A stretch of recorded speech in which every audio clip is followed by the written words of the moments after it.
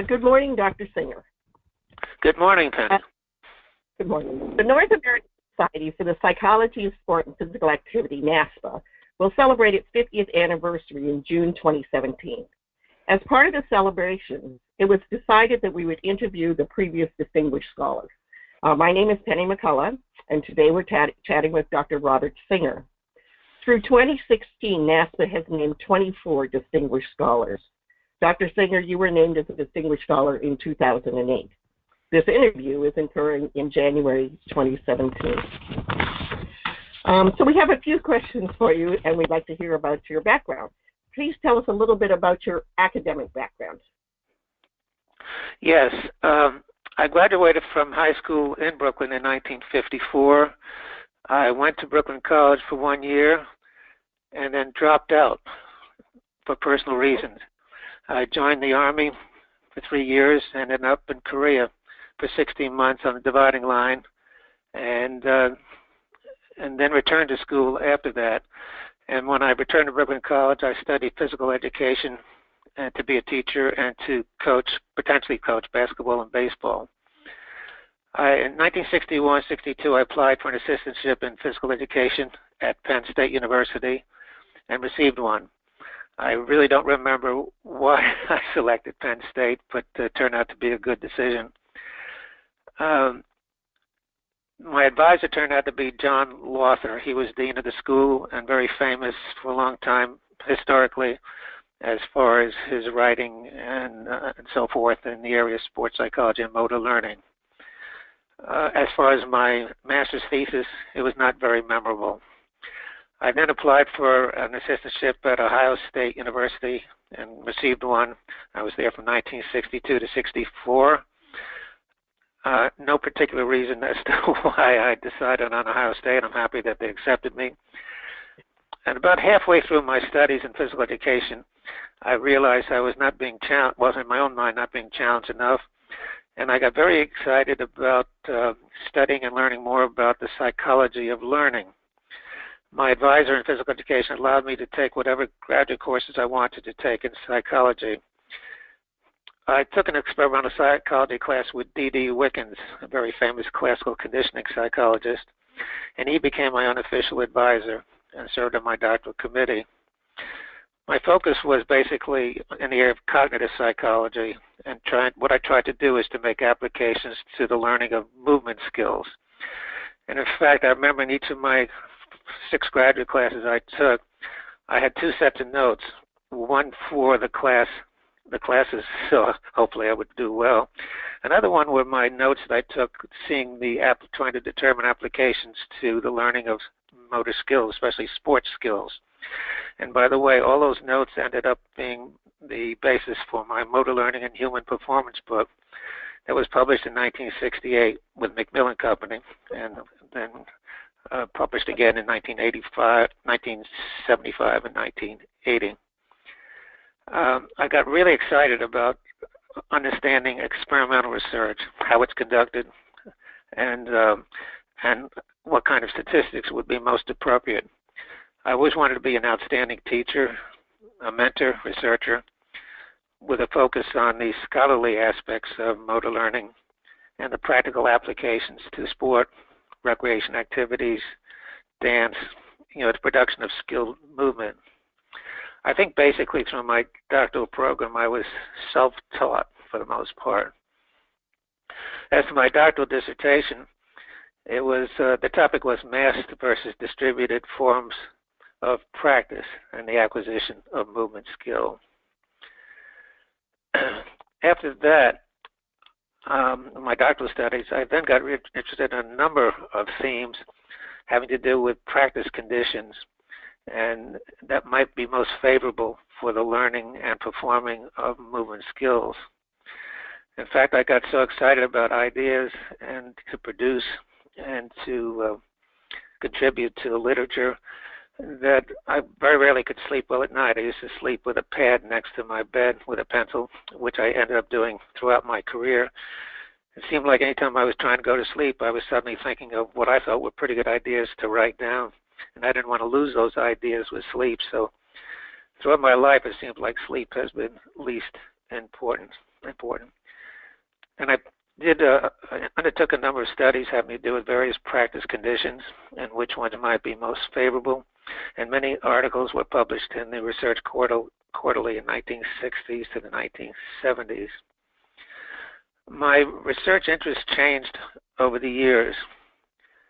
Many areas interested me. I got stimulated in terms of reading more, understanding more about different perspectives having to do with learning and achievement and expertise in movement production, the production as in dance and sport, recreational activities.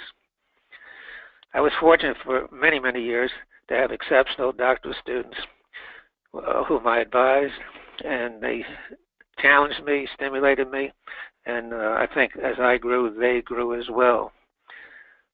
I've always liked reading, thinking, conceptualizing, writing, and leading to productivity. The major theme of my research has been in determining cognitive processes associated with effective and efficient learning, performance, and achievement, from beginning learning to excellence. And I guess the majority of my later years had to do with studying self-paced sports skills, as in hitting a golf ball, serving in tennis, serving in volleyball, and the time to prepare to execute. And of course, well, my questions had to do with what processes in sequence during the pre-performance routine or activity should people try or performers try to activate or inhibit to essentially get to a somewhat conditioned behavior so that performance execution would be most optimal because various processes, cognitive processes, were regulated. I also got very interested in externally paced activities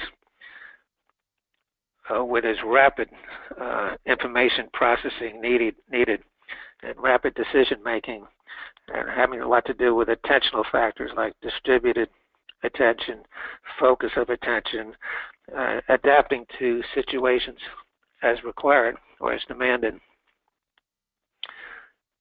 And motor behavior research of mine has been modified through the years to determine the best strategy to improve execution in self-paced acts. So many articles have been published by me or with my doctoral students on this topic. Likewise, with regard to those activities requiring anticipation, decision-making, or reacting quickly in sports like hockey and basketball and on court tennis. And so in a certain amount of research, we used videos like in tennis and would have subjects tracking what was going on, and we measured eye tracking, and we could have performance measures having to do basically with decision-making, appropriate decision-making and responses quickly to certain situations. I think the study of information processing in quick situations and demanding situations is a real challenge because it's very hard to measure many of these behaviors that constitute what we would call mental quickness, or what I call mental quickness. Difficult to measure easily, but anyway, even though a number of studies have been published, I produced subsequently conceptual papers published in scholarly journals having to do with what I call mental quickness and what's involved, and with implications to how to improve how anticipation, decision making, and appropriate responses can be made. And the same is true with conceptual papers that I produced related to pre-performance routines and what might be an optimal routine for most performers. and with the implications how to practice routines to improve upon execution, make it more habit-like.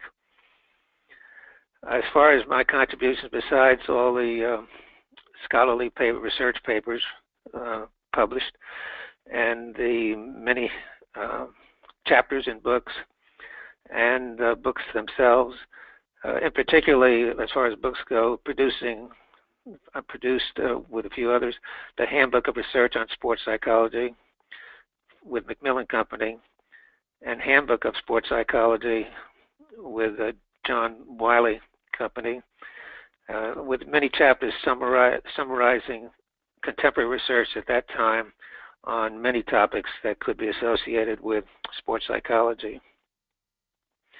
As to the meaningfulness of NASPA, to me, I sort of reflecting about this. The first conference I attended, 1964, as I was receiving my doctoral degree from Ohio State, my initial presentation was in the research section based upon research I had done. And as I was finished speaking, of course, hands came up for possible questions. And I recognized the hand of one person who was recognized by the chair, and that was Franklin Henry. And so he started out by saying how much he enjoyed my talk, and then proceeded to give me 4 reasons why he didn't think my study was very good. And I remember getting a little frustrated. I wanted to challenge what he was saying. And I forget who was the chair of my section at that time, a very noted scholar from the University of Iowa. And I remember she tapped me on the shoulder, she whispered in my ear, and she said, "Don't worry, Bob. He does this to everybody. Don't think about it." And I smiled to myself, left it alone, and moved on. But I did go out of my way to meet with Franklin Henry later in the conference, and we started a really nice friendship, I thought, where we stayed in contact for many years. And that's one example that's so meaningful to me, and maybe for many others who have been involved with NASPA, to make contacts, and that could lead to significant changes in in the way one thinks about contributing in a scholarly way.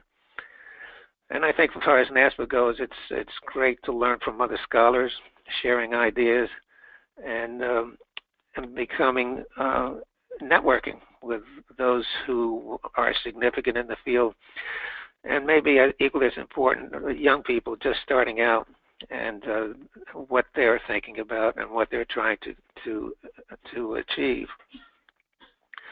As far as the Distinguished Scholar Award, it was very meaningful to me to be recognized by peers for value of my scientific and scholarly contributions over many years. And certainly, as I thought about it, it's the selection for this award comes from a very narrow field of potential recipients.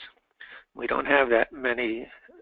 We in the United States, as well as generally overall in the world, and there aren't that many individuals who have produced a scholarly have produced many scholarly papers and have done that over years. And I think that basically, I think, indicates what a real good scholar is one like a great athlete who can persist to try to achieve best of capabilities over many years and not just in a brief period of time. And I'll stop at that point, Penny, and we'll go from there.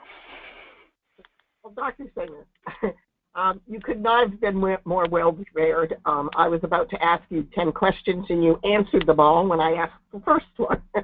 So I thank you for your thoughtful response to the questions that I had in mind. Okay. I do have a couple of questions. Of course, comments. Dr. Henry was recognized as the first distinguished scholar at NASPA, and so that's nice that you fell under that tutelage. Also, did you ever share your notes on the motor skill development with your cognitive psychology professor, or did you just keep those to yourself? That's a good question. I did talk to some of them about my ideas. They thought it was a little bit outlandish, not outlandish, but maybe not in their primary interest. But I always found people to be helpful in ways that they could. And the courses I took on physiological psych and human factors psych and major courses in statistics, I felt if I took initiatives, faculty would make my time, well, not make my time, make the time, not make my time, make the time to assist me where they could. Right. I know that you're retired now from the University of Florida. Do you have any thoughts about the future of our field in motor behavior, sports psychology, motor learning, motor development? Do you have any thoughts you'd like to share about what you see happening in the future? I can't hear you very well, Penny. It's sort of like, can you do that question again, please? Where do you have any thoughts about where the field is going in motor learning, sports psychology, motor development? Do you have any thoughts about the future? Actually, I've been retired since 2003, after 40 years as a faculty member in different universities. And I've tried to keep up with the more recent scholarly articles, but I really haven't kept up with directions in motor development, motor learning, sports psychology, and what might be expected as far as new developments or continuing developments. I thought about it a lot when I was active, and I tried to make contributions as to what I thought might be the future in these fields, but I haven't done that in recent years. Well, we certainly thank you for taking the time. You were recognized as a Distinguished Scholar from NASPA, and you and, of course, many of your students are still contributors at NASPA, and we certainly appreciate what you've done for our field, and we thank you for taking the time to share with us today. Well, thank you, Penny, for giving me the opportunity. Okay, great. And I look forward to seeing you sometime in the future. Take care and have a wonderful 2017. And you too, Penny. Okay, thank you very much. Okay. Bye.